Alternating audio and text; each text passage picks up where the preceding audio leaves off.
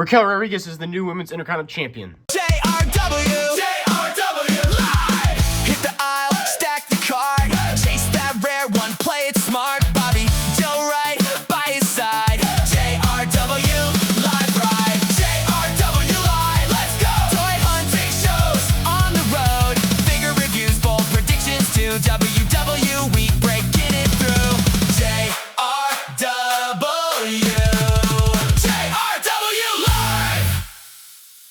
What's up, guys? Today we have the second review of Monday Night Raw. They kicked off the show with them lowering the Hell in the Cell down to the ring. Here comes Obafemi. Triple H is in the ring, and they officially have the weigh-in for Obafemi versus Brock Lesnar. Obafemi gets in the ring. He weighs in at 302 pounds.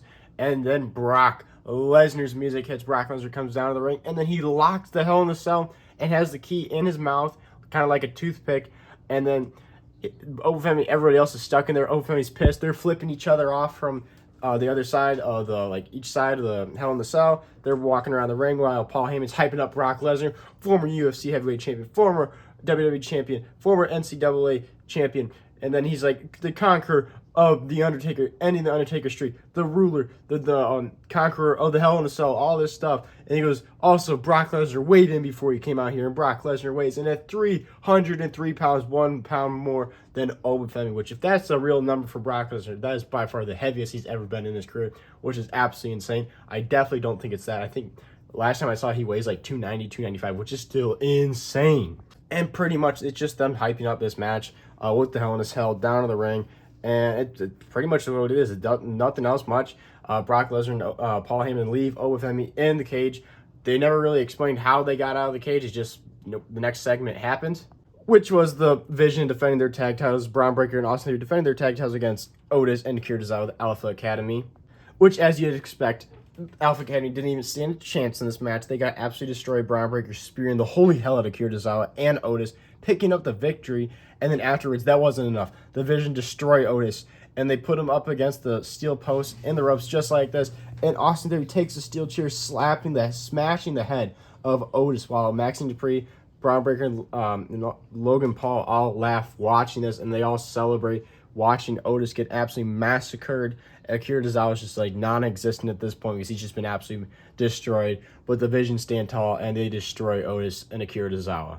Then Rusev went one-on-one with Javon Evans. Javon Evans had a decent showcase in this match, but at the end of the day, Rusev gets that, I always forget what his sleeper hold move is called, but exactly how the setup is, and he gets him in it, and he defeats Javon Evans again, because he technically defeated him in that Intercontinental Championship #1 contender match in the same way. So Rusev's got the one-up on Javon Evans multiple times now, but overall, not sure what this was for. It's just like they had a match and Rusev wins. This was so hard to watch and so cringy. Joe Hendry and Danhausen had a concert while Minniehausens danced. Joe Hendry and Danhausen sang. This was so bad. Like, at least Joe Hendry actually is a good singer. Like, he's talented and can sing and play the guitar. Meanwhile, it was clear as day. Danhausen had a Danhausen piano. And it was clear as day. Like, he's playing super fast piano, and his hands are not keeping up with they're playing a recording for him, and he's singing. It was so bad. Got Minniehausens dancing. It was just so cringy. And then Ryan Garcia, UFC fighter, jumps the barricade and starts dancing with all these. They also had a bunch of girls up front of the ring dancing. He jumps in there, starts dancing, gets in the ring, grabs the guitar, acting like he's playing the guitar, and then smashes it over the back of the head in the back of Joe Hendry. And then JD McDonough and Don Mysterio jump in the ring, and they attack Danhausen, putting the boots to Danhausen, beating up Joe Hendry. And they stand tall backstage. Adam Pearce is telling Danhausen, he goes, you got to stop this. You got to give him back the human monies. You got to give him back the money. They're going to keep on beating you up. And Danhausen's like, it's enough. It's enough. We're going to fight for the human monies on a pole. Put the human monies on a pole. And Adam Pearce is like, what are you talking about? And Danhausen's like, you never watched wrestling before? Put it on a pole. Like, they've done plenty of contracts on a pole and stuff like that. So it's going to be the human monies hung on a pole in the ring while Danhausen and Dirty Dom fight at SummerSlam.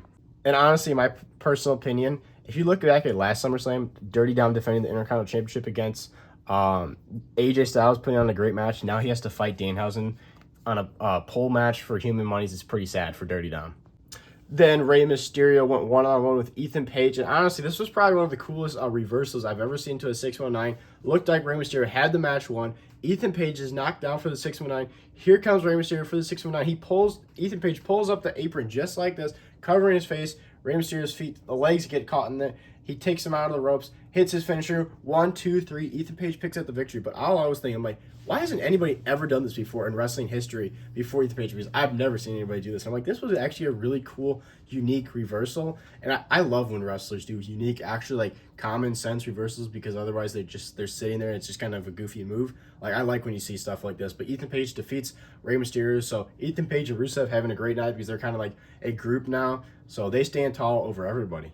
Penta has a backstage segment about how he's facing Chad Gable at SummerSlam. He says he doesn't forgive him for all the stuff in AAA, but he goes, just because you had a great getting over with the Mexican crowd and stuff like that, he goes, doesn't mean you see a chance for Penta, Cero, Miedo. So at SummerSlam, he said he's going to destroy Chad Gable and he's going to retain the Intercontinental Championship, which I got a feeling Chad Gable is going to win this match. Then the Usos came down to the ring and they cut a promo, which, first off, Jey Uso cut the first promo. They actually come down to the ring and they run it back, stupid-ass entrance stuff. And then Jey Uso cut, it has to be, top 5 worst promos ever. The man comes down to the ring. They have this long-ass entrance. Says, 4 words. He would say a word, yeet. The crowd would say yeet. Says a word, yeet, yeet, yeet. And after he says a word, and then he goes, that's your warning shot, bop. Usually when he does which I hate the warning shot bop thing. It's so cringy.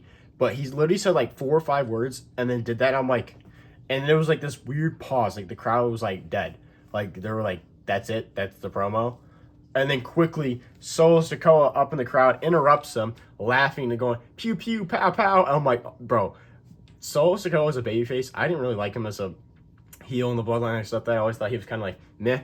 Bro, him as a babyface is so funny and entertaining. Him going pew, pew, pow, pow, all this stuff, making fun of Jey Uso was cracking me up. Because if you're subscribed to the channel, and you watch these videos, I cannot stand Jey Uso, promo skills and all that stuff. I just think he's terrible. But yeah, Solo Sikoa cracking me up with all these promos and stuff like that. And then Jimmy Uso's like, oh, you should come back to the Bloodline, blah, blah, blah. You listen to your OTC, blah, blah, blah. And I'm like, oh my God, I'm so tired of this Bloodline stuff. And then Solo Sikoa's he goes, you guys don't stand a chance at SummerSlam because of me. You got the megastar LA Knight and that big man, Royce Keys. LA Knight's music hits, comes down to the ring. And they end up jumping the Usos. Solo Sikoa and LA Knight jump the Usos, and here comes Jacob Fatu, evening the odds. Actually, it was a 3 against 2 then, but then evening the odds. Here comes Royce Keys, and they absolutely just decimate the Bloodline. Everybody hitting their moves. You got Solo Sikoa hitting the spikes. You got Royce Keys hitting spine busters, and you got LA Knight hitting BFTs on Jacob Fatu. They absolutely destroyed Jacob Fatu. They threw him out of the ring, and then the Usos have to hold back Jacob Fatu after he'd been dominated, but he wanted to go back for some more. LA Knight, Solo Sikoa, and Royce Keys stand tall, which if you watch wrestling for a long time, you know the history. This usually means they're going to lose because this is the go-home show for SummerSlam. And sadly, they stand tall, which I really don't want to see the Bloodline win. But I got to say, I'm starting to get this vibe that they're building up to LA Knight defeating Roman Reigns for the world title. I don't know why. I just got this vibe now that they're really pushing LA Knight, dominating the Bloodline, chasing the Bloodline. I got a feeling, is LA Knight the one that dethrones Roman Reigns? That'd be kind of crazy. Knowing Triple H and WWE, there's no way they'll do it, but that would be really cool. Then Raquel Rodriguez went one-on-one with Sol Ruca for the Women's Intercontinental Championship, and they kept on talking on commentary about how Raquel Rodriguez has never won a singles title. I'm like, damn, they are just really going on and on about this. And I'm like, man, is she going to win this? I just didn't feel like she was going to win. Roxanne Perez tried getting involved, and then Sol Ruca was able to fight her off. Then here comes Liv Morgan. Then Io Sky comes out of the ring, and she takes out Liv Morgan. But there's still Roxanne. She takes out Sol Ruca when Sol Ruca goes for the Soul Snatcher. Raquel hits her kind of like a Razor's Edge type of powerbomb move onto Sol Ruca. And 1, 2, 3, Raquel Rodriguez is the new Women's Intercontinental Champion. I was kind of shocked. I was like, whoa. I was not expecting that to happen. But I had this weird feeling maybe they are. I'm not sure. Because Corey Graves and Michael Cole, man, they would not shut up the whole match about how Raquel Rodriguez has never won a singles title. It was the whole match. So kind of had a little bit of vibe, but overall, I was kind of I was surprised. This was a shock, kind of I like when you get little shocks like this on weekly television, because otherwise it kind of feels like it's just the same thing. But Raquel's the new women's Intercontinental champion, and honestly, she deserves it. I mean, like, I think she's a great overall women's wrestler, and she's done a great in-ring work and stuff like that. And overall, her character, I feel like, has grown a lot with the Judgment Day, so her winning the women's Intercontinental championship was really cool. And I'm gonna die on this hill. This is about all wrestling. If there's a title involved, a title match, and you're gonna have a new champion or something like that, it should be the goddamn main event. The fact that Seth Rollins and Roman Reigns having their little annoying promos, which has been the same promo every single week, main eventing over a new champion, doesn't matter, men's or women's, or tag teams, or anything like that, a new champion match, like a big championship match, and you get a new champion, should be the main event of the show. Like, instantly, I thought this was the end of the show, and then they started playing this segment, hyping up Seth Rollins and Roman Reigns, and then Roman Reigns music hits. I'm like, are you freaking kidding me? That wasn't the end of the show. Like, I literally walk out of the room to go to the bathroom. Like, I could care less about this. Well, I come back, Roman Reigns is still making his entrance. I'm like, my God, can't stand him. He comes out of the ring, and before I really can say anything besides acknowledge me, Seth Rollins music hits. He comes down the ring, and they cut the exact same promo that they've been cutting every single week. And it's just like, I don't know, guys. It's just, I was actually excited for this match when they announced it. And I still am excited for the actual match. But the build-up, in my opinion, has been ass. It's been hot ass. It's just the same promo every week.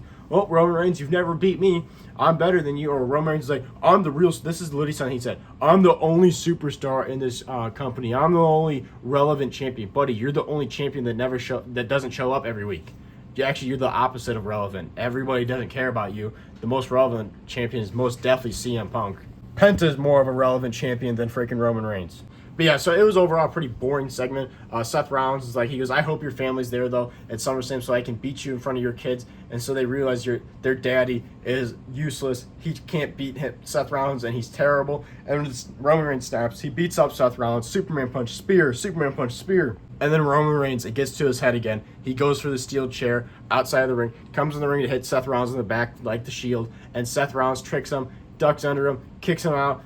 The steel chair's on the ground, Roman Reigns' face first stomp right into the steel chair by Seth Rollins. And then all that tells me is Roman Reigns is going to finally beat Seth Rollins at SummerSlam because Seth Rollins stands tall. Now, sometimes they do go back on this. The one thing I loved about the OFM Brock Lesnar thing, nobody stood tall. So it's like, you have no idea who's going to win this match. I hate when they do this because it's like instant. It's like, oh, Roman's going to win. I really hope Seth wins, and just his whole career, Roman never can beat him. I think that'd be really cool and kind of unique. But sadly, I think Roman Reigns is going to win. But there you go, guys. That's the setup review of Monday Night Raw. Me kind of ranting a little bit on certain things. But overall, it wasn't a half too bad show. It kept me entertained. There was definitely some low points in the show. I thought this concert thing was just absolutely horrendous. The tag title match was pretty mid.